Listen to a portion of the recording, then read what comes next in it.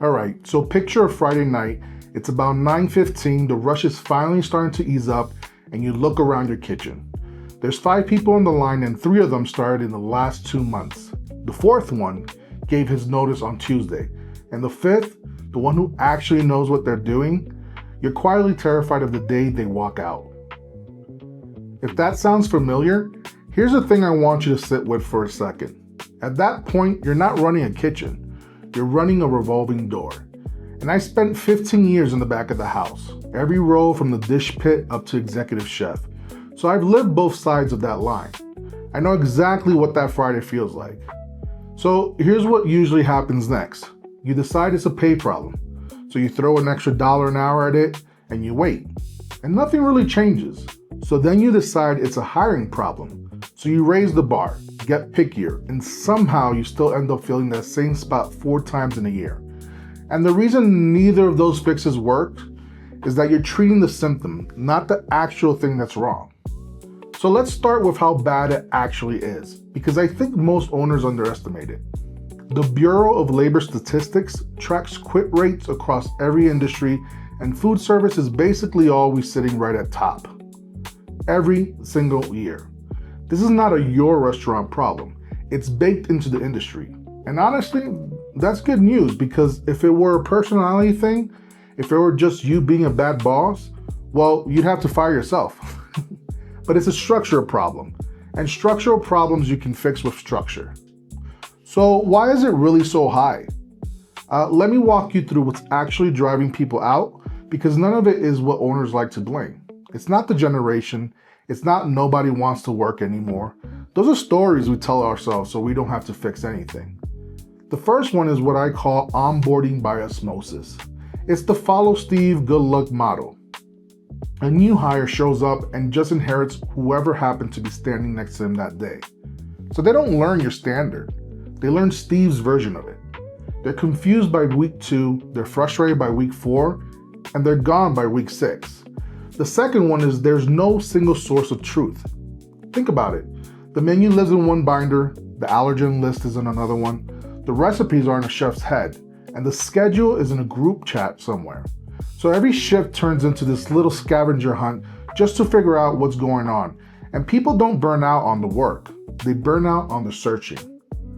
Then you've got unpredictable schedules. The schedule goes up on Sunday at 11 at night for a Monday open.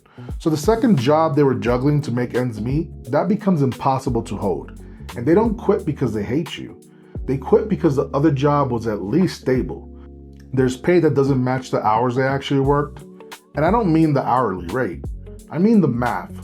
Hours getting cut midweek, tips getting pulled in some way nobody can really explain. The first paycheck showing up later than they expected. I mean, these are little stuff, but it compounds. And it adds up to, I can't count on this place. And then there's no growth path. You've got a strong line cook who never once gets told what the next step even looks like.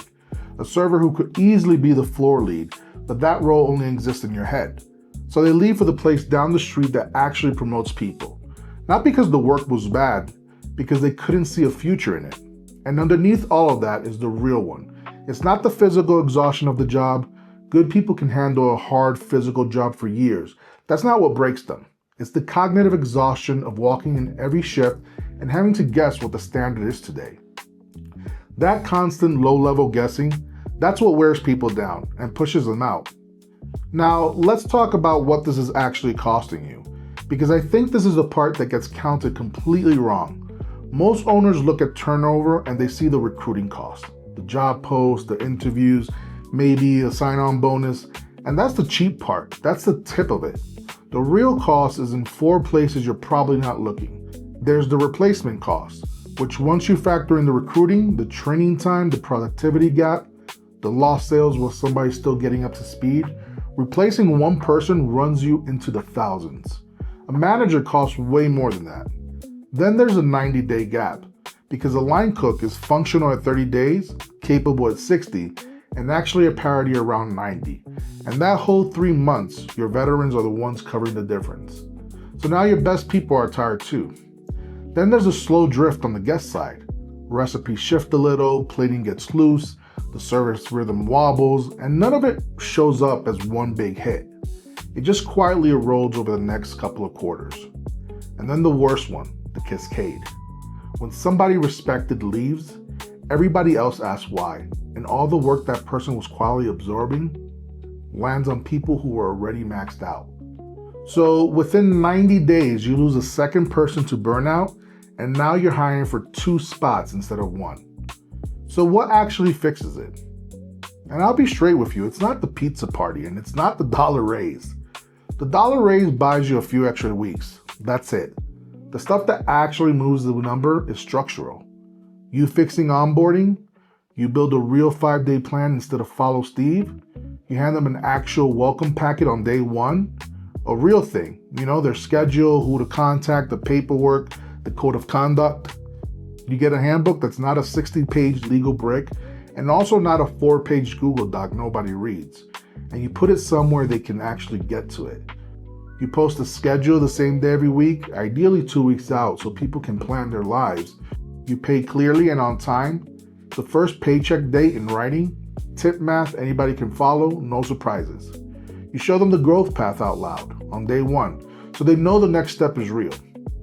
And you train your trainers, because if 5 different veterans train 5 different new hires, you're going to get 5 different employees.